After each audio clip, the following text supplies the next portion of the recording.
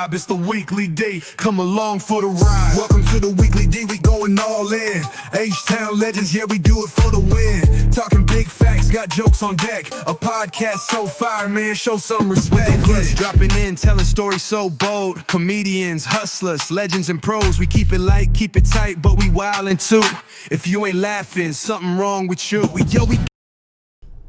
You're already recording. Yeah, I was just testing out the mics, making sure it was catching audio. Okay. You ready? You sure? Alright, 3, 2, 1. Hey, what's up, D-Fam? Welcome back to the greatest Houston-based podcast in the world, the Weekly D Podcast. I'm your host, Danny G, and today, Mr. AOZ, Allen, is out doing missionary work, so he's not going to be here today. Missionary work. He's doing something. He's pretending to work.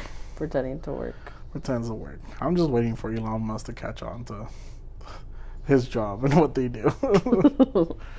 We're gonna axe that department. But anyways, babe. Oh, so we're joined today by our special guest, my beautiful wife, and our Catholic correspondent.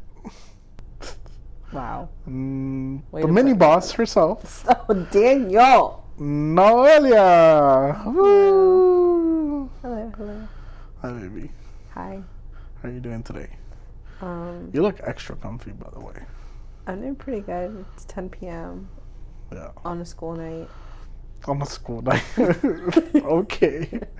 Make it sound like you're in high school, like, don't you? It is a school night for me. It's a work night. It's a school night. I am still a student. Okay, but let's make sure people know you're in college. I don't need that kind of energy to come at me. Can you imagine someone cuts that out of context? I mean, then they are not real fans because they all know that you like the older ones. Of course. That is true. Good point. Thank you for having my back there. You're welcome. Anyways. But yeah, so just tired. Final season, you know.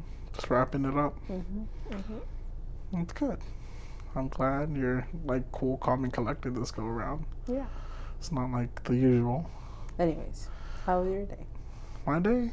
It's going alright. I know that you were very excited to teach me all about the Pope and the audience all about the Pope. Oh yeah. And your so you've heard, right? Conspiracy theory. He died.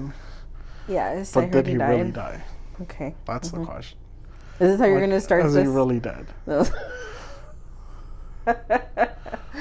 Okay. Sorry. I just can't take it seriously. I can't believe that you actually believe this. Okay, well, we're not getting in there just yet. Okay, I'm just saying, is he really dead? Yes, he's dead. Like, are we sure? Yes, of course we're sure. Okay. So, I kind of planned out this episode a little bit more than usual.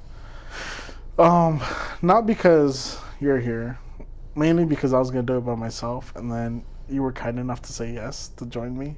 So I didn't have to sit here by myself trying to make myself laugh. Because that would have been awkward. I never laugh at my own jokes. Yeah, you do. You talk to yourself a lot. I do talk to myself, but I don't find myself funny. Okay. But I planned this out, and I figured we kind of talk about what happens after the Pope dies.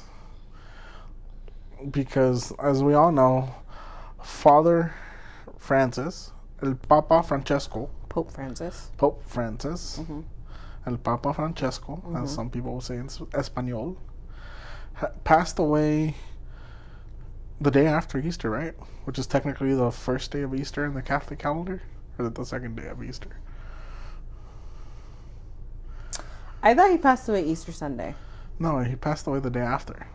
Oh, you're right. It was Easter Sunday for us here, but it was Monday already in the Vatican. Yes. Yeah. Yes, he did pass away about like a week ago. Wait, now how long has it been? 2 weeks? That doesn't matter right now. Oh, okay. Timelines don't matter because... Okay, after Easter. Monday after Easter. Yes. He passed away after J.D. Right Vance shook hands Easter. with him. I've heard. Conspiracy. I heard the conspiracies. Do you think the U.S. government had anything to do with it? I don't think so. No? Wait, what would they have with the Pope? I don't know. Maybe the Jews sent them. I mean, let's think about it. Jews killed Jesus. They also killed JFK. Yeah, which I still want to know a little bit more as to why they did that. They have off the Pope. Like, instead. But why JD would Vance they is the off sleeper the cell. Pope? I don't know. Why? The Pope was already sick. Because they're going for a more conservative world. I don't know. I mean, but the Pope never had he was progressive. Not really. He was progressive. Not really. Comparing him to the traditionalist. Not really. He was progressive. No. He was welcoming to the LGBTQ community. I mean, but he still said it was a sin. Yeah, but he also said, "Who am I to judge? I mean, you're the Pope. You're the numero uno guy." I mean, that was taken out of complete context. So, okay, I don't know if you know this, so maybe I'll lecture you on it, but a lot of the things that the Pope said and that not Fox News, like CNN, all those progressive channels. Yeah, Democratic pro channels, they showed certain things that the Pope would say or do, just like we're seeing with our current government and whatnot. Mm-hmm. They choose what they want to say, but our church, as a Catholic church, we've never gone forward and been fuck. We're against the gays. Okay, let's not get into technicalities because, theologically, we're not. Yes. Fuck gays. That's not what our religion teaches. Mm-hmm. So, our Pope never said, oh, gays should be blessed and, gay marriages should be blessed or whatever that case that, Mm-hmm. I know he never agreed with gay marriage. The persecution that some Catholics, extreme Catholics, have on, gays mm-hmm. or the LGBTQ mm-hmm. community, that's where he was just who are you to judge? Yeah, we're here to focus on our own sins, not mm-hmm. on other people's sins, or if you will even want to consider it a sin, because there are gay Catholics that they live a life of abstinence and celibacy mm-hmm. because they are gay and they know that the act of it is what is the sin. Mm-hmm. Again, this is all theological. Mm-hmm. However, they're still Catholic and very much welcomed into the church. But there's even though theologically they are welcome, yeah, but they're the older generations. Uh-huh. The older generations uh-huh.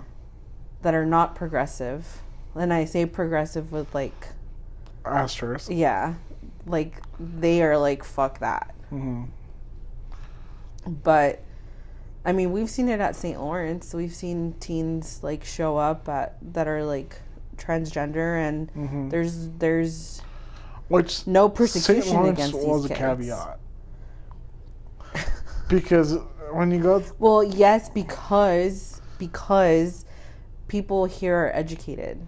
And I'm not saying progressive, and they're educated. Community. It's about education. The reason why a lot of churches don't have that progressiveness is because of lack of education. Also, a younger church.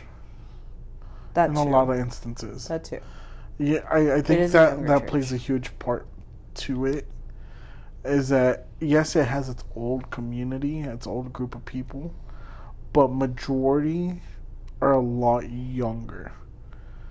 The population of St. Lawrence is a lot younger than most churches in the surrounding areas. I'm gonna disagree with that. You disagree? I'm gonna disagree with that, and I'm disagreeing with that because of one, because I worked there, and so I saw people. Yeah, I worked, past mm-hmm. tense. And I saw people. I saw the actual people that would what's the word I'm looking for? Volunteer and stuff. They were of the older community, and the church has a committee, right? It's I don't know how to explain, but it's very much older. It's our church. Our church has so many flaws. I I don't know why we're going into this. I don't either. I don't even know the tangent about, like, our church has so many flaws, and the younger community, like our age and younger, there is, like, definitely, like, I want to say a revolution within us where, like, we want to change it for the better. So we have younger priests that came from, like, from the St. Lawrence program, from Life Teen, and that observed some of the things that recently happened at St. Lawrence with, you know, Father Drew passing away, and, like, the way that the Archdiocese handled that situation and all that stuff.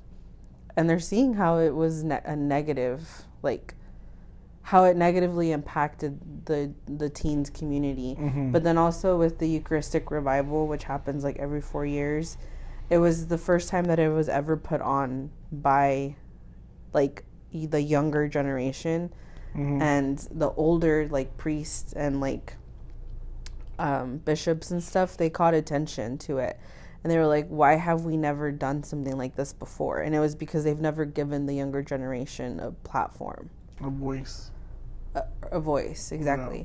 So where was this? Oh, we were talking about gays. We just went on a tangent. No, sorry, we were talking about gays, but, like, the Pope is not progressive. Like, he definitely doesn't believe that there should be, like, all this, like, you know, money being spent, which I agree on that. Like, that was the first time a Pope has ever done that. Even the fact that he didn't, like, he was the first one that didn't want to be buried where all the other popes were buried. He's not the first. Or opted to. He opted to be a change because one of his biggest things was being humble. Yeah. Humility, love, and compassion. Yeah. Were some of his biggest things when he was Pope. And a lot of his teachings reflected that. And which is why, like, some people did deem him a progressive Pope, was because he was more about acceptance and inclusion, and the way he taught and the way he because I did some research on it, and he was, a lot of traditionalists in the Catholic Church did not like him because he was willing to show the truth about things. Like, for example, the gays, right? Like, the church doesn't ban the gays, but he made them feel heard, right? He was more inclusive with them. He was more involved with, like, World Youth Day and things like that. Yeah. And he was more about the younger generations coming in. And again, like, his biggest thing, which, I mean, it was considered one of his biggest controversies, was that about the gays, about being more accepting towards them and being compassionate towards them, rather than, you know, I guess being rude and shutting them away. He was more focused on bringing people into the church and spreading love, compassion, and, like, just being more acceptant, I guess. That's the right word? Progressive Pope for progressive times. That's the best way. I don't know. I just feel like mainstream media wants to make, I don't know, have you seen, like, the whole movement of, like, Catholic girl, like, aesthetic, or, like, Catholic aesthetic? Like, it's a thing. It's like an actual thing that people try to do, is have a Catholic aesthetic, and they're trying to, like, they're not even real Catholics. They're just trying to, like, make it be a trend. I mean, and so I think the media was I think I'm still stuck on the fact that he was a progressive Pope. He's considered a progressive Pope. But, like, all of our popes, like, have, because, you know, St. John Paul II, extremely progressive, because he's one of the first, like, he made theology of the body. Like, he instituted theology of the body. You know, which is about sex is enjoyable. sex about is sexuality. like having sex with your partner is not just about procreating. That was like huge in the Catholic Church. Well, I think it was huge because how many girls, like specifically for girls, but how many girls grow up thinking that like sex is not good, sex is like bad, sex is a sin, you know, it's impure, especially like, in the Christian. All this stuff, and we had a pope that for the first time was speaking about sex. Hey, it's not a bad thing. It's okay for you to enjoy it, and it's not always about procreating. It's also about enjoying yourself. About making that outer body connection, physical connection. Sure. Yeah, sure. And that's how we have, you know, the whole, what is it? The natural family planning. Yeah. Which has also been a Catholic thing for the longest time, but all of a sudden these like hippie holistic girls are like, oh, get off birth control. Did you know you can track your ovulation and you don't have to be on birth control and blah, blah, blah, blah, all this bullshit. It's been a part of the Catholic Church for years but before it was ever a thing. Trend now. Exactly. They're trending. They're trending my religion. They're trending our religion. That's what I'm getting at. Well, I mean, if you think about it, that's what they're doing with the Pope. Is sort of a reflection of the world, right? Because his teachings go to 1.3 billion plus people. You know, because that's literally how many Catholics there are in the world, 1.3 billion plus. So I feel like the Pope always is somewhat. That's nothing. 1.3 billion? Isn't there only like 6 billion people in the world? No, I think we're way past that. Oh, I don't know. I haven't looked into that in a long, long time. But anyway, 1.3 billion is not a lot. That's at least India's population. At least, okay? I want to say it's at least a third of the population. We have 8.2 billion people. Okay, right now. So we're an eighth of the population. A little bit less than I thought. But at least, again, the size of India. Okay. Okay. So I feel like I guess what my point was is what you said, right? It's trending, or it's a reflection of the world. Yes, they're trending. Yes. They're trying to make it trendy. I don't know. You know more. Pope. They made Pope Francis trendy, and to instigate or fuel like especially political agendas, but it wasn't. I don't think it was just to instigate. I think he was actually popular with the youth, with the younger generation. No. I'm saying about like mainstream media and like all those news outlets that we saw. They would take a lot of the things that he would say completely out of context. And I'm not saying that like he wasn't like for this change and like teaching, you know, what our church has been teaching, which isn't like acceptance and peace and love and he just did it in a more humble manner. But I really liked seeing a humble approach. He had great marketing when you think about it. Like, the reason he was so relatable to so many people was because he had a humble approach to everything. Well, he refused the luxury apartment. Yeah. He refused to have the gold throne. Yeah. You know, he refused all the riches. Like, he went to it in a humble way, which a lot of the youth saw and respected and were drawn to it. Yeah. Right? Because we're like, oh, this is different. You know, for centuries and centuries or decades, you know, the Pope has always been lavish in riches, the Pope mobile, gold everything, marble, you know, house. Yeah. So I think, yes, media did up him a bit, but social media isn't ran by mainstream media, you know. It's ran by the people. It's ran by the youth. Yeah, but I remember him blowing up with mainstream media. And I'm not saying, like, I'm not, like, I guess I want to separate, like, Catholic youth and, like, youth in general. Because within Catholic youth, especially the Catholic young people that have left the church, they were very much, like, drawn to a pope that was like, oh, wow, like, it's not about this. It's not about that, you know. He had more and progressive it was very ideas. humbling. Yeah. He had more progressive ideas. Okay. Slightly more progressive than the last pope. Let's put it that way.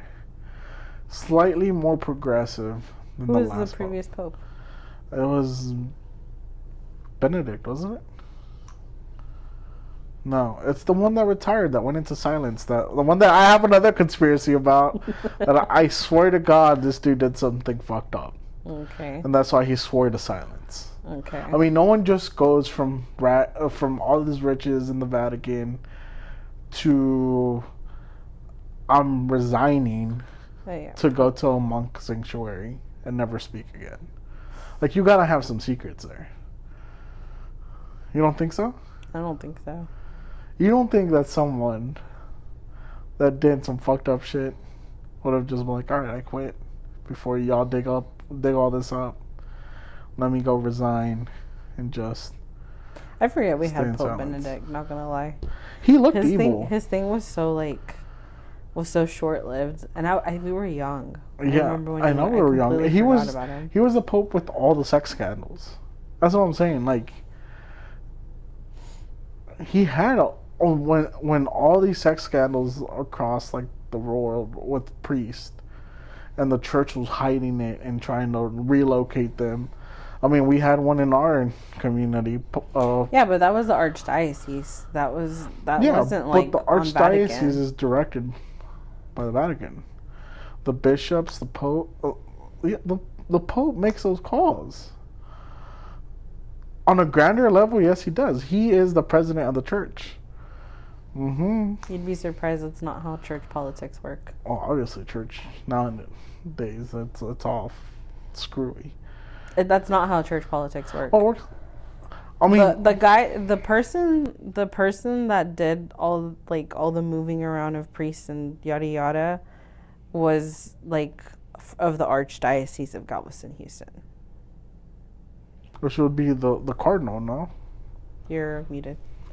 Oh no, you're not. Or is the bishop? I don't know if it was Cardinal Daniel Leonardo, whatever his name is. I don't know if it was under his term or administration, but it falls under him. Yeah, under the cardinal. Yeah, it doesn't fall under like the Pope. Yeah, but on a grander scheme, there was movement from the Vatican and direction from the Vatican to handle that a certain way. There's documentaries on this. I want to say maybe prior, but I don't remember it coming out. Yeah. I don't remember it coming out like, because when I worked at the counseling office and we had some victims coming forward and stuff like that. It was coming straight from the diocese. Even like news articles and stuff, like it was coming from the diocese. Like that's why now we have certain rules and laws, or like they now have rules on the Archdiocese of Galveston, Houston, and I think in general, like the U.S., like they have certain rules that they need to follow now. Yeah, because they're relocating. But like the Pope had nothing to do with that. But it was under his term. That's what I'm saying. I guess. Because it was happening all around the world. It wasn't just here in the U.S., you know? No, I know, but like...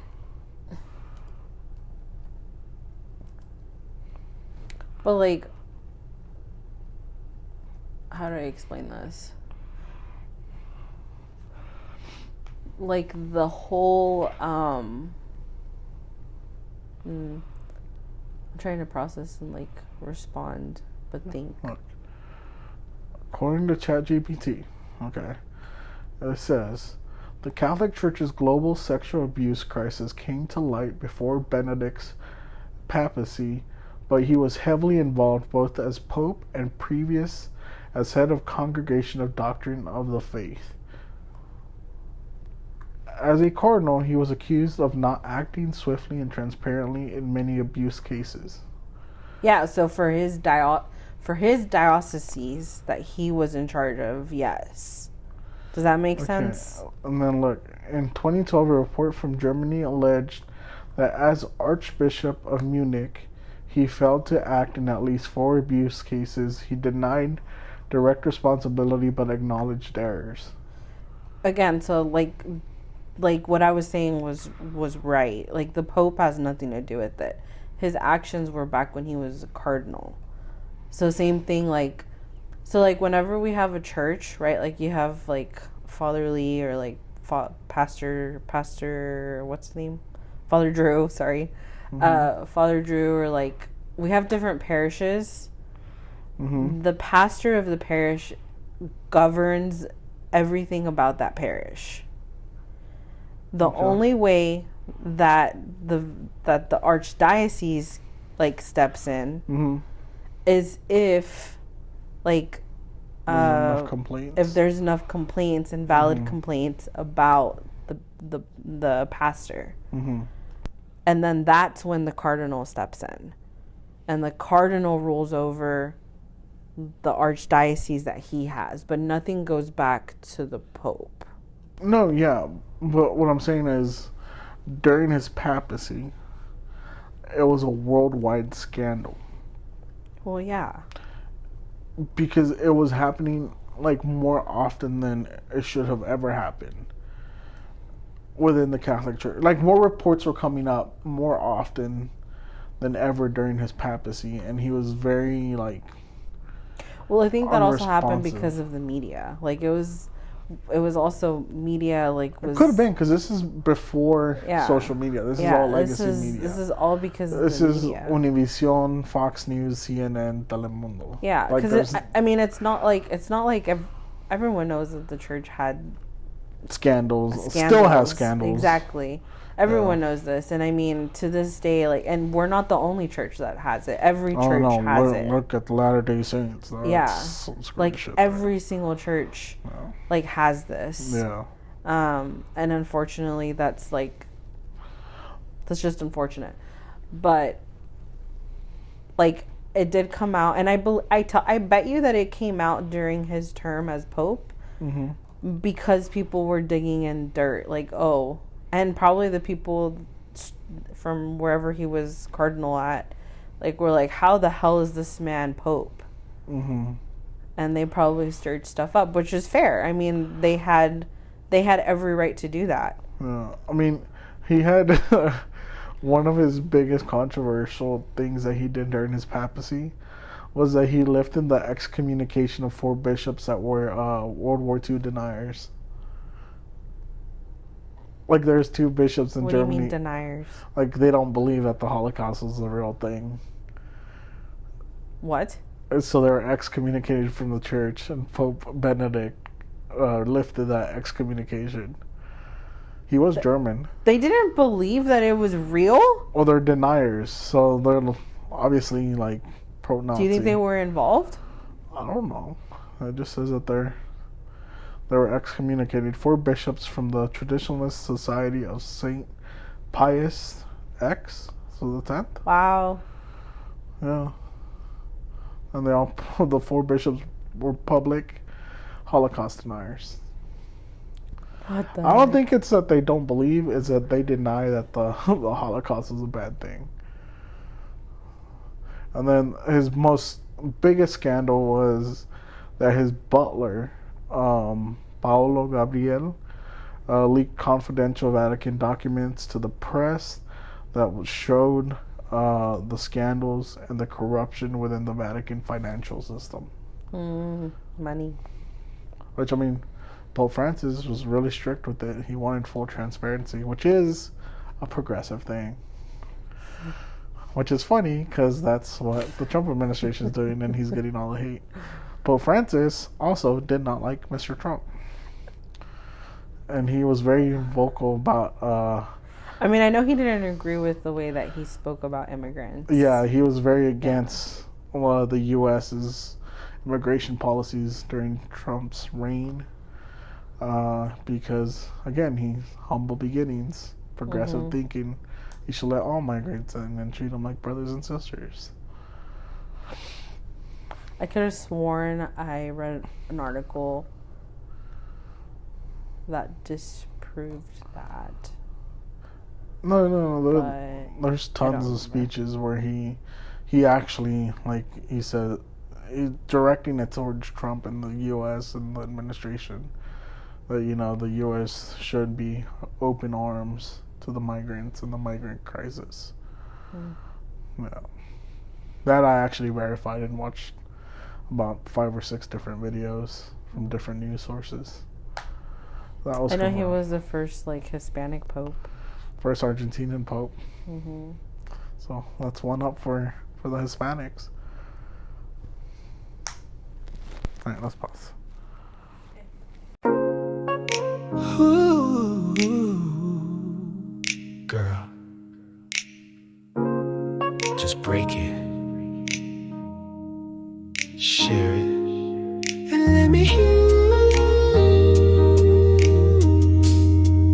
Bang it, it's that Tabs love, smooth and dangerous.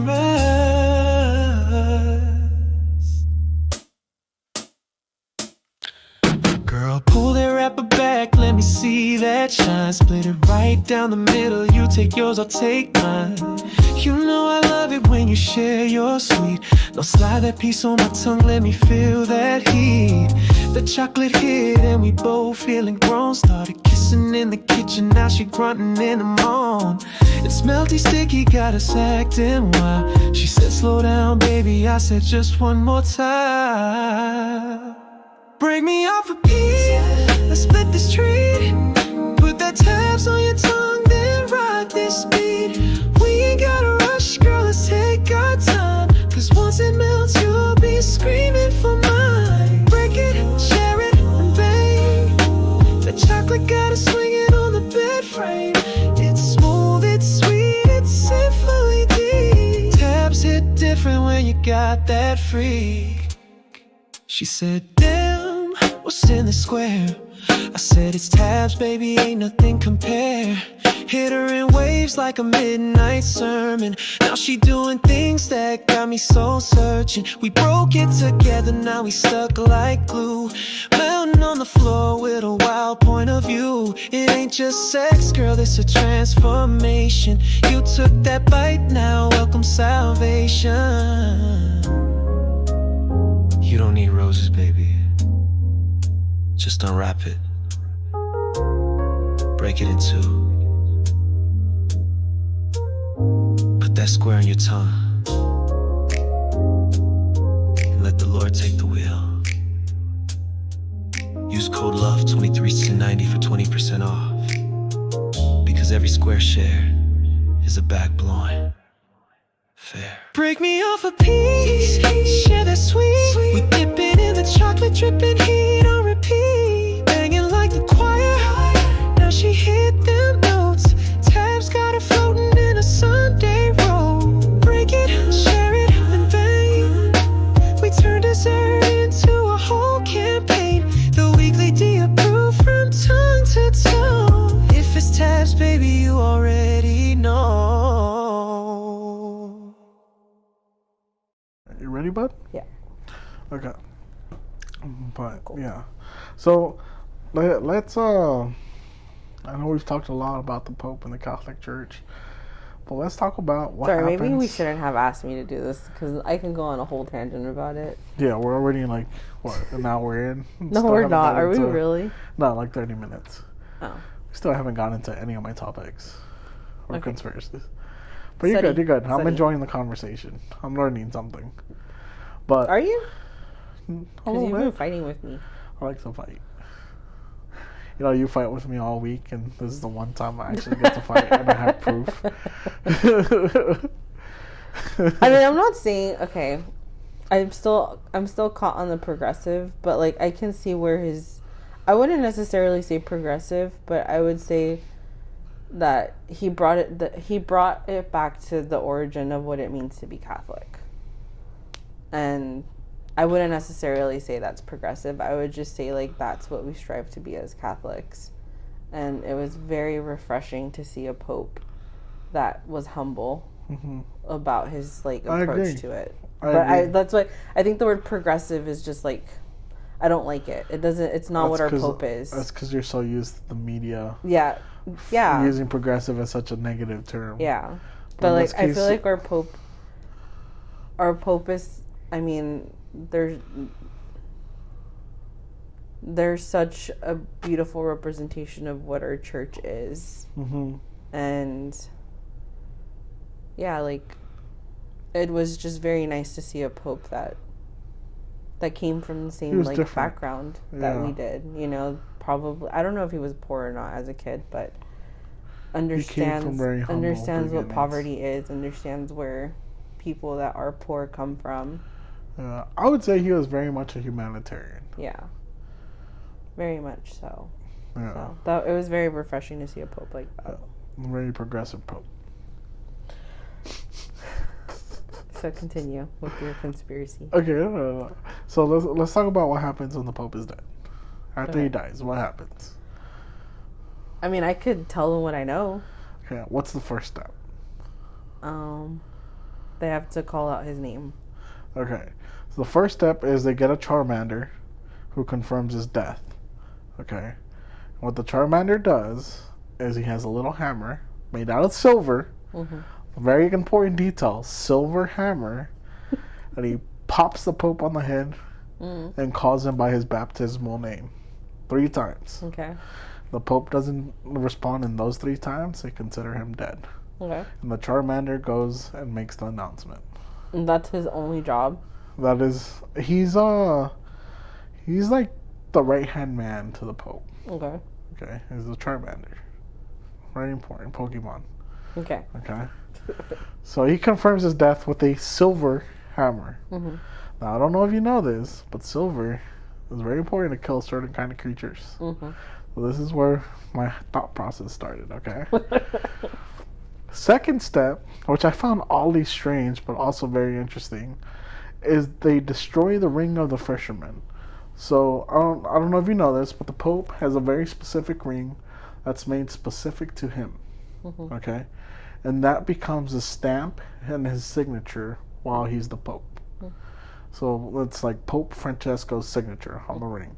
And it's used to stamp all important documents and everything. So to prevent any identity theft, they instantly destroy his ring after he's pronounced dead. Interesting. Right? Yeah. Right? Okay. The next part is the Vatican enters sede vacante, which pretty much just means empty seat, vacant Vatican. They seize all operations. The Pope's apartment gets locked up, and everything just pauses at the Vatican. Okay. Anything that's not like crucial to daily routine. Okay. Okay. Then it's the novena, or novenario. Right? Novenario? Is that the right word? Novena. Yeah. Where the body lies in state at St. Peter's. Okay. What is the novena? So people that don't know. It's 9 days of mourning. 9 days of praying the rosary. Of mourning. Praying the rosary. Praying the rosary, yeah. That's why some people call it a novenario. I've never heard that before. I have. I think. I might be making this up. I don't know. I've always just heard like, oh, we're gonna do the novena. Yeah. I remember doing that in Mexico. Those 9 days felt like a month because we were there from 6 a.m. to like 2-3 in the morning. Praying the rosary? Yes. The rosary is not that long. But you pray it nonstop. What do you mean?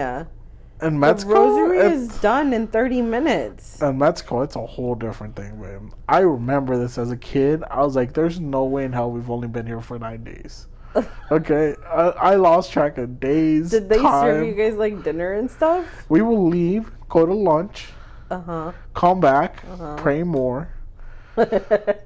Then you would hope that the paletero or like the guy selling pan comes by, because if not, you're still stuck there. Because I know the novena, like the praying of the rosary for a novena is longer, but it's not like.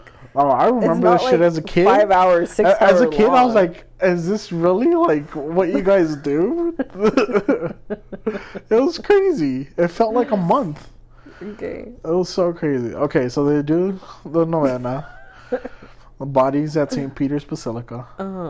And then something very interesting happens. On the 9th day, they bury the Pope. Okay. Now here's where it gets a little weird. They bury the Pope in 3 caskets. Okay? And each casket has something different in it. And I lost my note for it, so give me 1 second. How did I lose that note? It was very important to the storyline. This is why the Weekly D doesn't succeed. Don't say that. It's because I always... You know, you and Dan have said that from the beginning. It's never changed. And, like, you gotta stop saying that. It's never changed. Okay, let me ask ChatGPT, since I should have my notes there. I mean, okay. Pause. No, don't pause. So he's buried in 3 caskets, which I found very interesting and very weird. Because, like, why would you bury someone 3 times in 3 different boxes? Bruh, I literally looked up the novena for the dead. It's a paragraph. Non-stop. Daniel, it's a paragraph. First day. I don't know. I remember... First day, there's only 3 sentences. Look. Second day, maybe 4 sentences. Look, I remember being in Mexico and seeing the sun come up and the sun come down, and we were still there. It's because us Hispanics make events out of everything. We were still literally there. out of everything. Like, literally, I remember eating pan dulce for breakfast and pan dulce for dinner because we were there. Okay? Okay, so 3 caskets. First casket's made out of cypress wood. Speaking of which, we need to do posadas. My mom wants to do one. Does she really? Yeah. That'd be so My cute. mom was telling me she really wants to do a posada. I want to do and make it more traditional. Mm-hmm. And she wants to invite, like, the kids from her neighborhood as well as our family. Oh, that's so cute. Yeah. But isn't it like a 9-day thing as well? The posadas? You go to 9 different houses. No, it's 12 days. 12 days. The 12 days of Christmas. Or well, we don't have that many friends. We don't have to do 12 days. We can do like 2. 2 weekends. We'll count it. Uh-huh. Okay. First casket, made out of cypress wood. This is the inner casket. Cypress wood. This casket symbolizes humility and the Pope's humanity. Is there an explanation as to why traditionally they did that? So the Pope's body is placed in this casket along with a few items, often a white silk veil over his face, a rosary, a sealed document called a rogito, which summarizes the Pope's life and deeds. Okay. Second casket is made out of lead or zinc. Why would you put a dead body in a lead casket? That's already in a wooden casket. Tradition. Okay. Symbolizes protection and durability. Protection for us or protection for him? Good question. Okay. This casket is hermetically sealed. Jeez, big words. I should have dumbed this down for a 5th grader. Sealed to preserve the body and protect it from the elements and tampering. It's often inscribed with the Pope's name, papal crest, and dates of his papacy. I like that it's called papacy. Those are such fun words. Papacy. I didn't know it was called papacy. Papacy. Yeah, that's his term as his legacy as. Why would they call it a pap smear? That's a whole other thing. Like, I don't understand. Maybe because it's shaped like the hat, like the fish hat.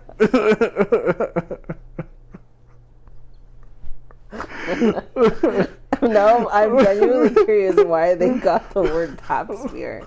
Okay. I think it's an acronym. Oh. Like pussy, ass, and something smear. Okay. Uh-huh. The third casket is oak or elm. This one symbolizes dignity and final resting place. This is the visible coffin placed in the tomb, presenting the public's farewell, typically more ornate and sturdy.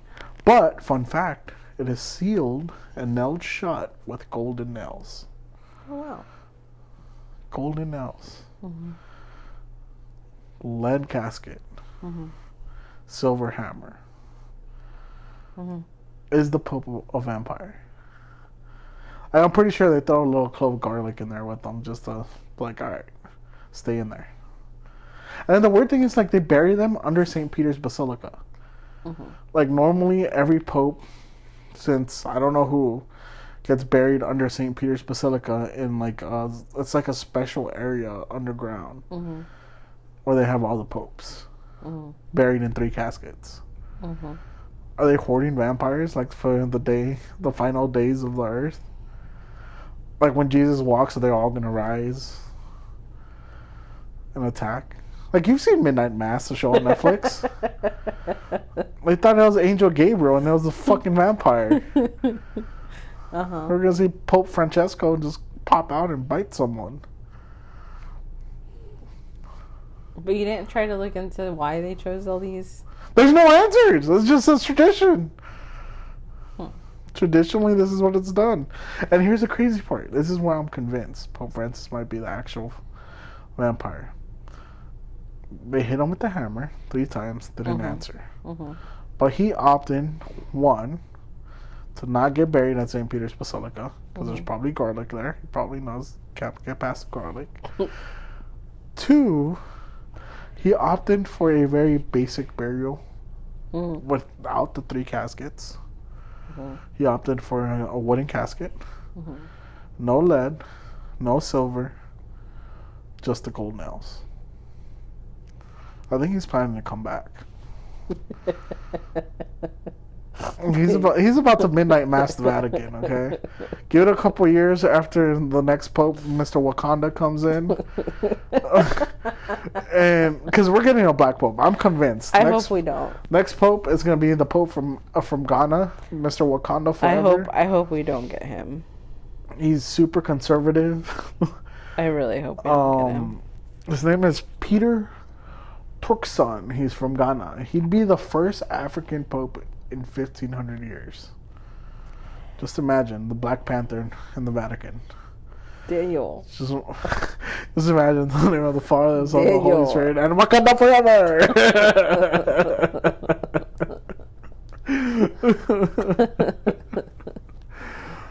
So you really don't think Pope Francis is dead?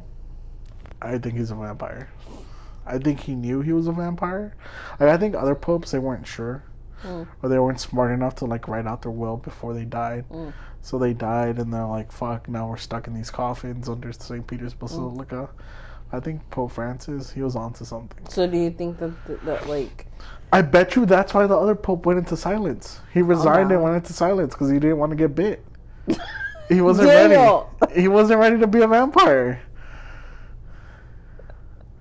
It makes sense why he would become a monk and never talk about it again. That makes sense, but not because of a scandal and whatnot. I mean, Holocaust denier, financial scandal, sex scandal.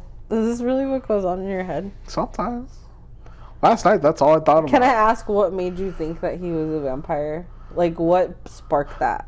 The silver hammer getting hit 3 times in the head. The dude had a black eye. I don't know if you see the picture of him buried, but he had a black eye. They fucked him up. This wasn't just like, oh, he had a heart attack. No, they fucked him up with that hammer.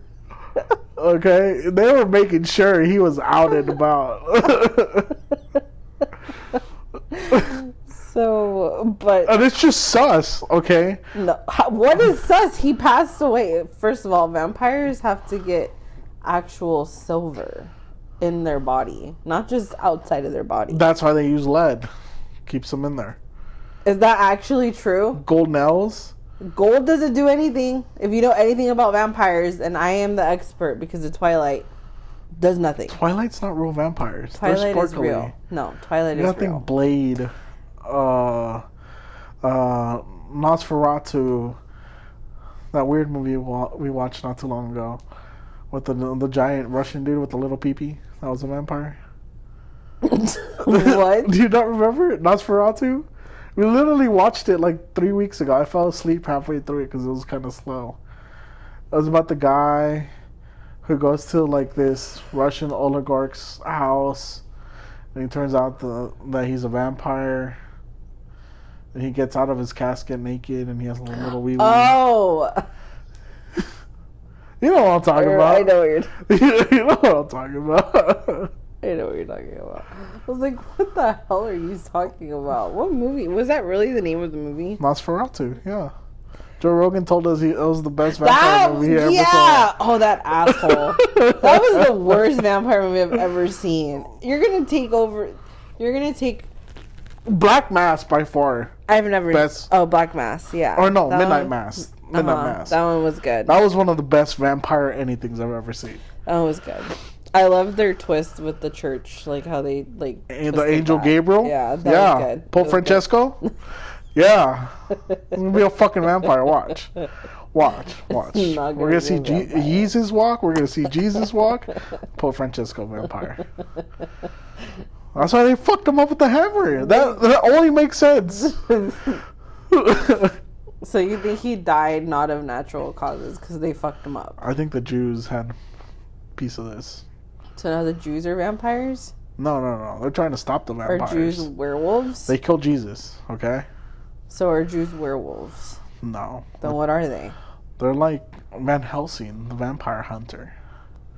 But don't we like vampire hunters? I thought we don't like what was going on with the I never Jews. said we don't like these people. I'm just saying... I know, I'm saying what was going on with the Jewish... They have a past. They have a Jewish past. Government.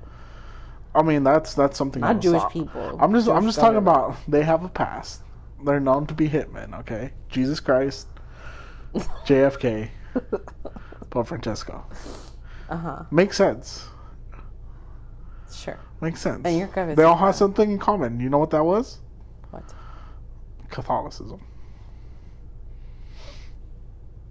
I just blew your mind. So you... You have no rebuttal.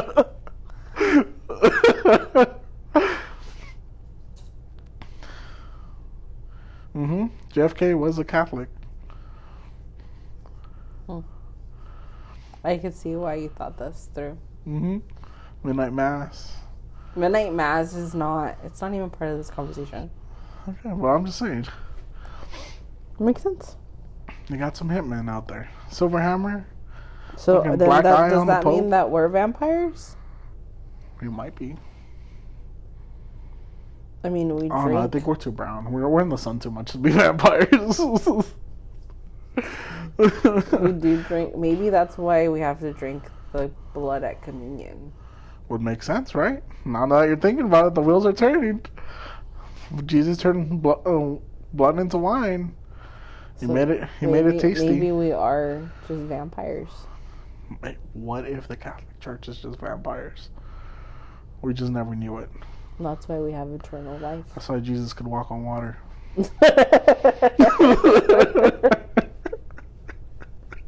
You never thought about it that way.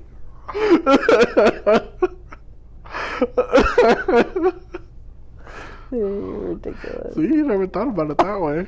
I mean, why else could he speak with the snake?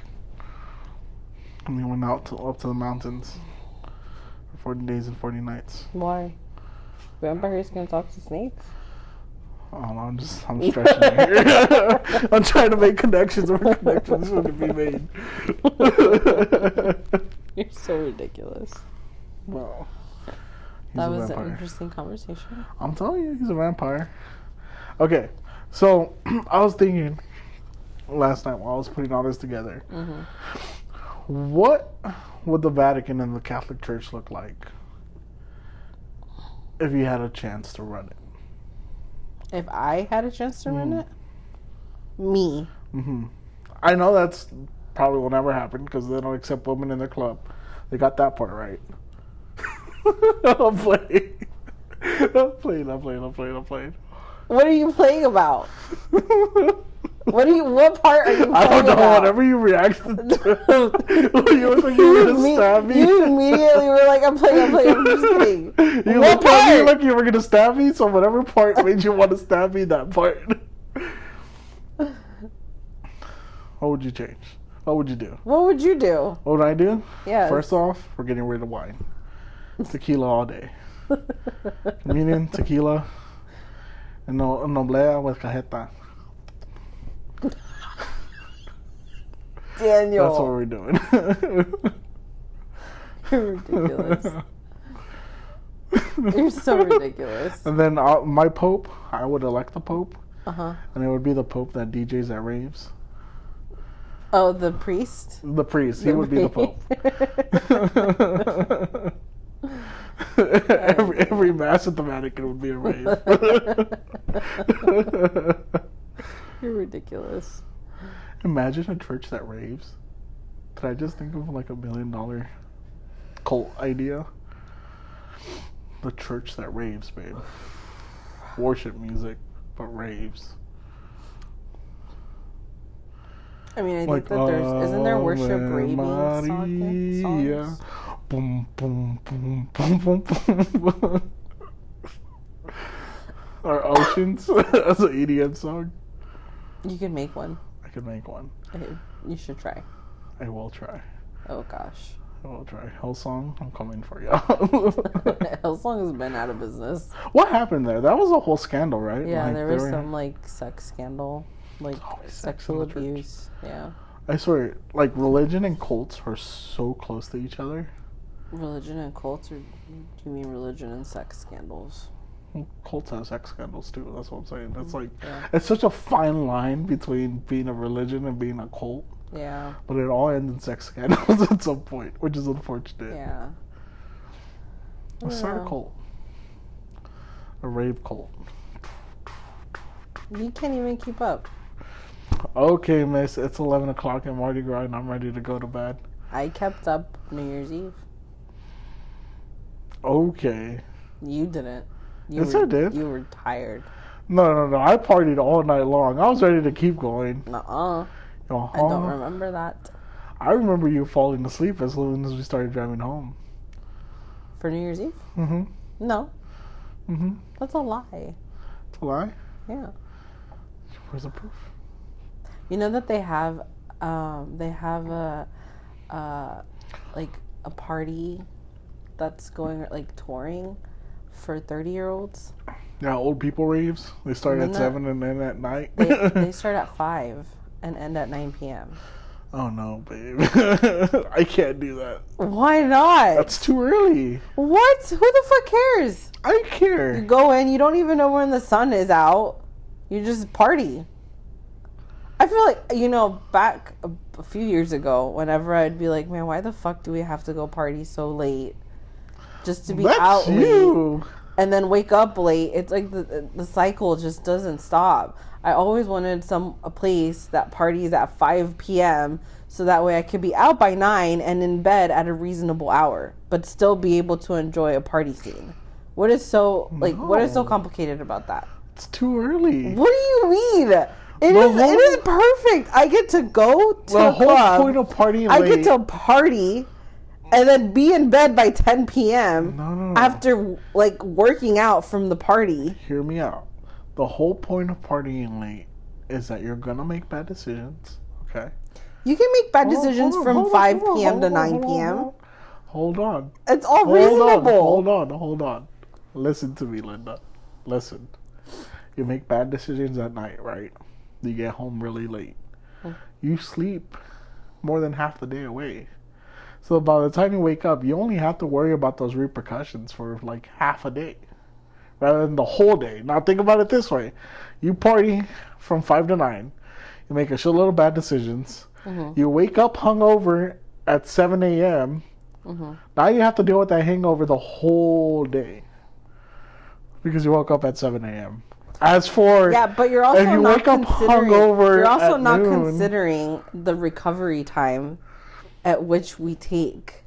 So even if we are in bed by 10 and we do wake up at 7, like we still have 2 days that we need of recovery. So it doesn't matter. Get them if you sleep at all. You just keep ignoring the repercussions for those 2 days while you're recovering. Well, that's perfectly fine. So it is perfectly fine and acceptable to be expecting a 5 p.m. party all the way out, be in bed by 10 p.m. and knocked my ass out by 11. It just doesn't feel right. What? Though. That is all I want. You're going against nature, okay? I am 30 years old. Okay, the drug dealers are not out at 5 p.m. They will be for 30-year-olds. No, they That is the whole point. No, 30-year-olds have money. We have big girl jobs, big boy jobs. We have money to spend. And we still have shady drug dealers.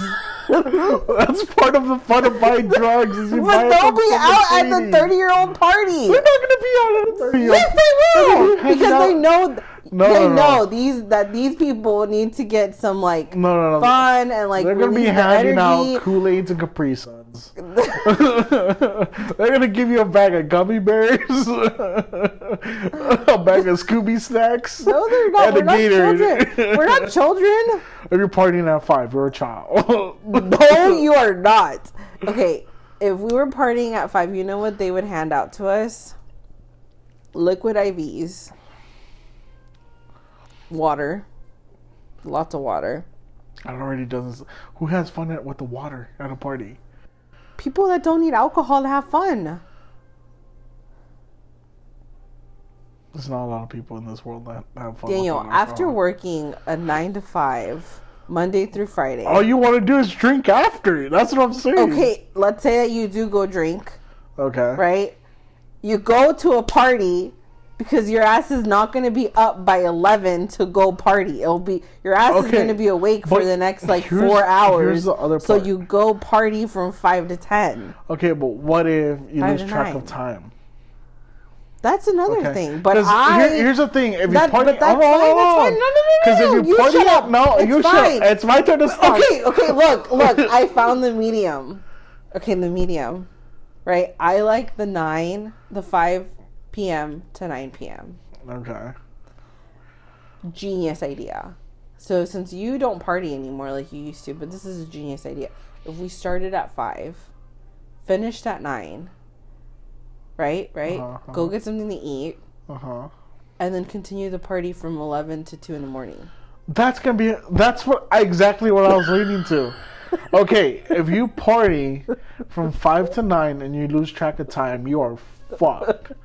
I don't know about you, but I have drank from 5 o'clock to 2 o'clock in the morning, and I literally felt like Jesus. I died and resurrected the 3rd day, okay?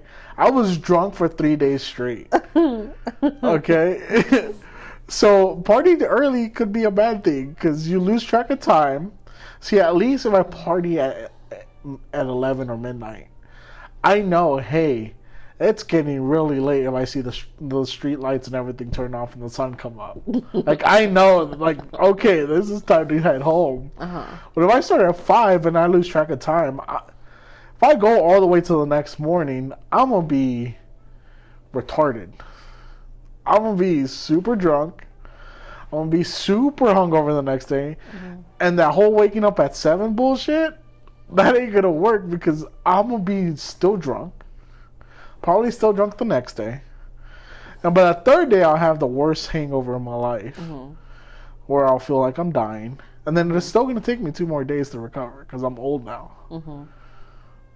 So no, partying at 5 is not a good idea. Yes, it is. No, it's not. Yes, it is. I disagree.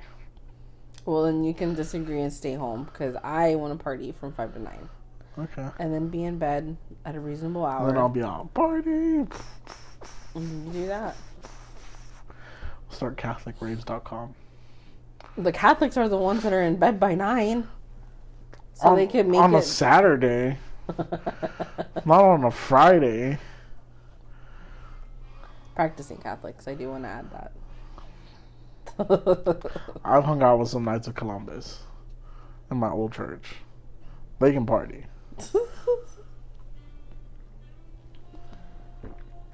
They can definitely party. But anyways, besides that tangent, let me tell our listeners real quick about our good friends at Tabs. The Weekly D is proudly sponsored by Tabs Sex Chocolates. Tabs, the only chocolate that'll have you moaning, oh God, before you even get dessert. These ain't your grandma's church candies, baby.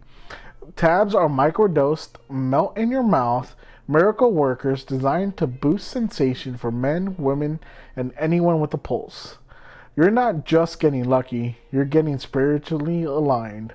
Mother's Day is coming up, and let's be real. Flowers wilt, candles burn out, but a back blowing experience, that's eternal. So break it, share it, bang. Use our promo code LOVE231690 at checkout for 20% off your order. Again, that's LOV231690. Because if you're going to honor thy mother, make sure someone's also helping her see the light. Tabs, turn your bedroom into a blessing where foreplay meets faith and nobody leaves unsaved. Daniel!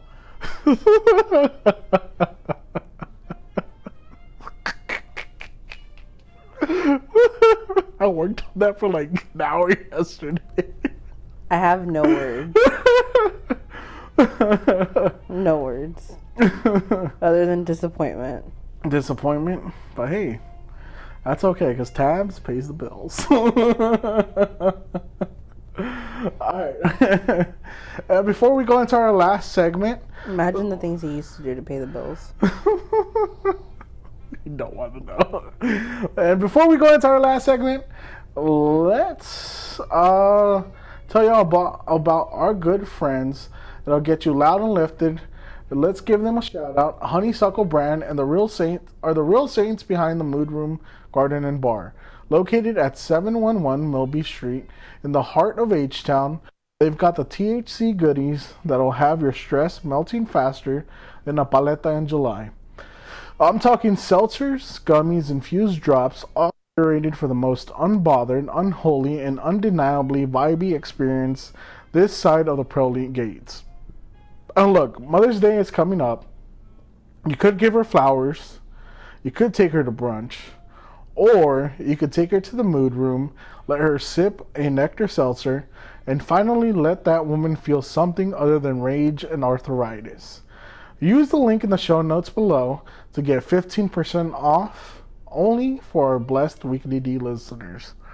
Honeysuckle Brand, llévala a misa si quieres, pero después llévala al mood room para que se le quite el coraje.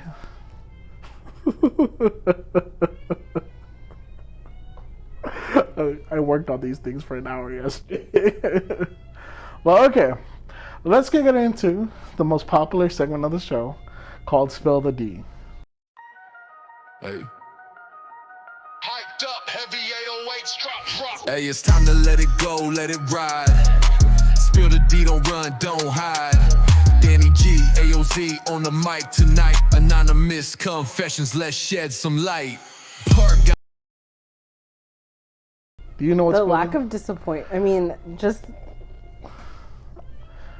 the disappointment I have right now. Why? Those were good. I gotta redo them where I'm not like fucking up the words, but that's because you knew I was here, and I was just gonna be disappointed. No, I can't read. Like I can read it, but my brain's going a lot faster than it should be, so I struggle.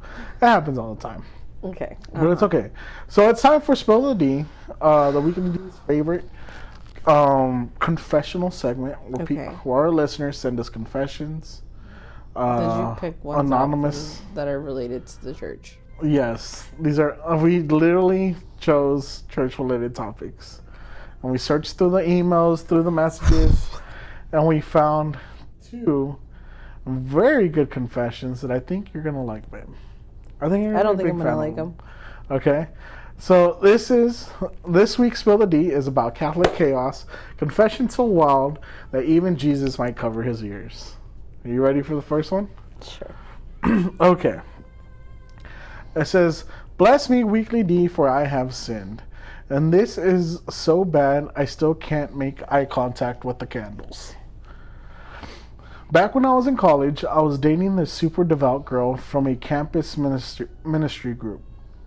She was a Bible thumper, wore a purity ring, but low-key had to turn water into wine and then into bad decisions energy. One night... Do you need water? I'm good. One night, after a late night prayer circle, things got heated. We snuck into the campus chapel, and yeah, I clapped holy cheeks behind the altar Like full-on sin session with the crucifix staring down at me like, really, my guy? The next morning, I was back at that same altar, reading scripture for Mass, trying not to burst into flames. I thought I got away with it until a week later, I get called into the priest's office. He sits me down, leans in all serious, and says, "My son, do you know Sister Agnes?" I nod, thinking she's about to bless me or something. Well, she saw your worship session on the new chapel surveillance system. I'm shook. Turns out my dad's company had just donated and installed the cameras 2 weeks before. And guess who helped with setup? Me. I literally gave the church the tools to catch my own cheeks in 4K. The nun didn't just watch it. She reported it like it was Sports Center. Apparently, she even said he needs Jesus and cardio. I had to do a semester of penance volunteering with the Knights of Columbus and pretending I didn't commit a felony behind the body of Christ. I haven't been back in that chapel since, but to this day, every time I walk into a church, I instinctively look for cameras and nuns with beef. So what do you think? I have no words. I have no words other than that is not possible. There's no way that that story is possible. Oh, they're submitted. Imagine, though, you being the one that helped set up the cameras and completely forgetting about it. I think the worst part was the nun watched. The what? The nun watched. The nun watch. You think she watched all the way, or do you think she was like, "Oh my Jesus," and looked away? But then she gave him one of those like side eye peeks, you know? I think she definitely probably ran the minute she saw it. Not even in the pews. They had to do it behind the altar. Right? How do you even get back there? There's usually at least one person in the church. Yeah, there's always people in the chapel. Yeah. Okay.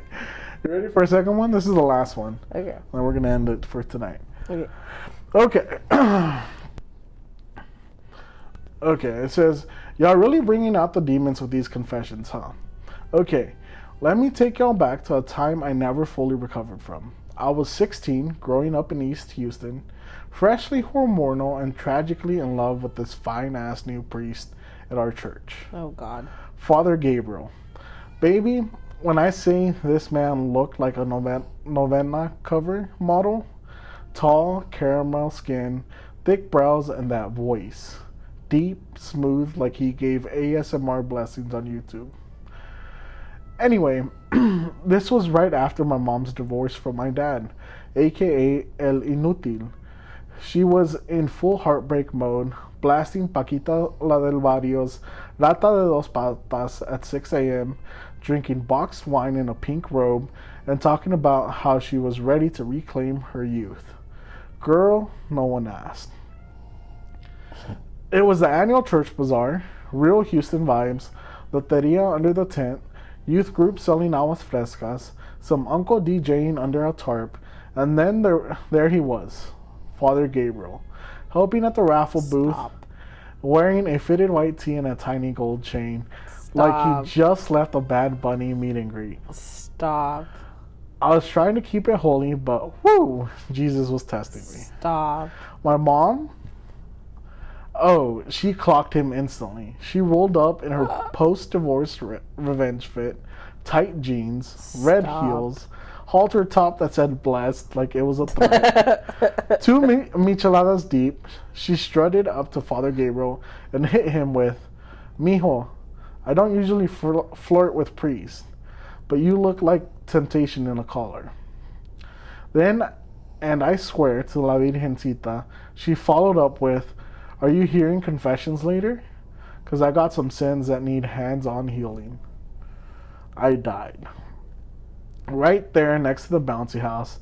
I can't believe it. Father Gabriel turned redder than the salsa at the tamale booth. Oh my god. He started fidgeting with his Poor crucifix priest. like it was an emergency eject button. Then he mumbled something and checking on the rosary booth and dipped. But did my mom stop? No.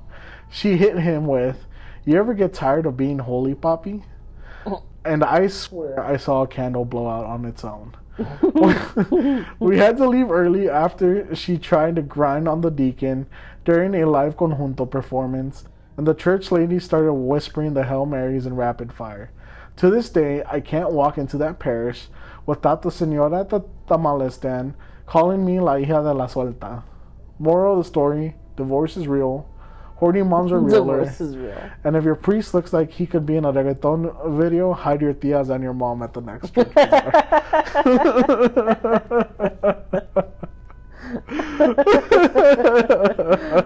like the advice. What would you do if your mom hit on a priest? Like, let's say your dad was out the I'd picture. put her in a home. You put her in a home. I'd put her in a home because I put know her in a she's not Catholic home. mentally okay.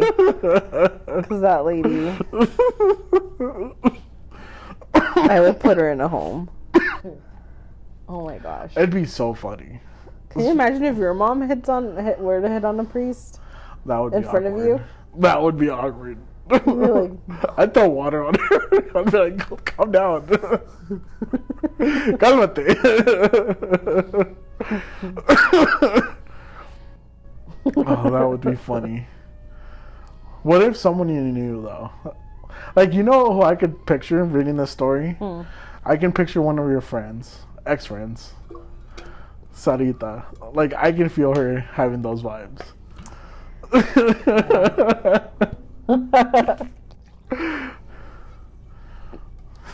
you know, when I first met Father Mike, I wonder if that was the reaction you thought I was gonna get when I met him. That's what that's what I really thought. And you know what the worst part was? I got lost in his eyes. I was like, damn, this man is beautiful in person. He is so beautiful. His eyes are so like entrancing. They're so blue. They pierce you. Yeah. You're just like, don't look at me. No, I'm like, look at me. No, I'm playing.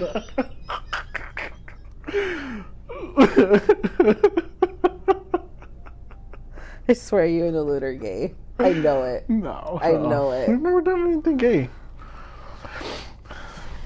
We're not Cuddled together. It was cold. It's reasonable. It was reasonable. It was freezing cold in this fucking room. But Father Mike, such a beautiful man. Very beautiful man. Yeah, his eyes are gorgeous, and he's very nice. Yeah, like, he has this charisma to him. Yeah. That's, like, enchanting almost. Yeah. I'm telling you, when we met him and I shook his hand, I was like, wow, those eyes. Checking out the priest, I see. Not even I checked him out like that. I was just more, like, excited it took me by surprise. Like, when I looked into his eyes, I was like, whoa. So ridiculous. You're so funny. But yeah.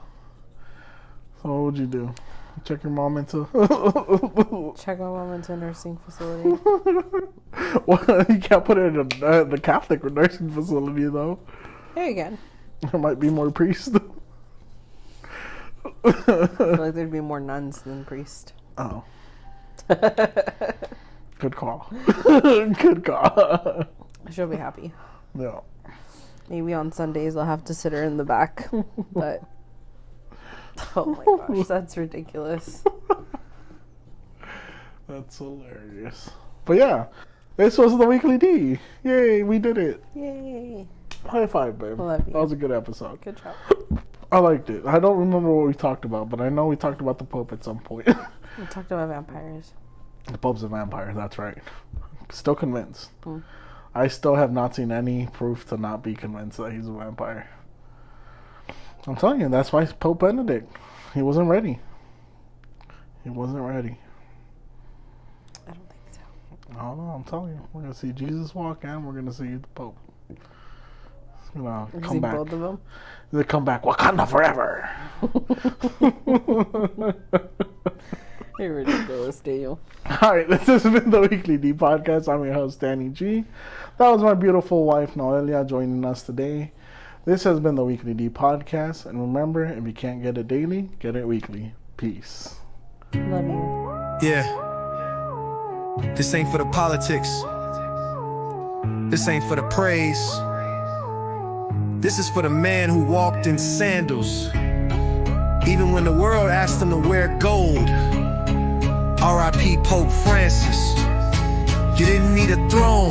You were already holy. He ain't want the crown. Nah. He ain't need the gold.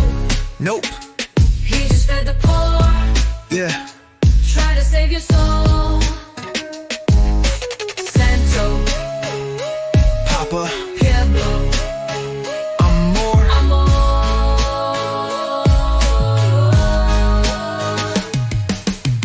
From Argentina with nothing but fire. Humble robe, cross chain, no empire. Didn't ride planes for the photos of fame. He flew to the slums just to pray over pain. He washed feet, didn't raise his voice. He ain't flexed money, he flexed the choice. To love loud, to forgive harder. To bless even when they called him a martyr. He cooked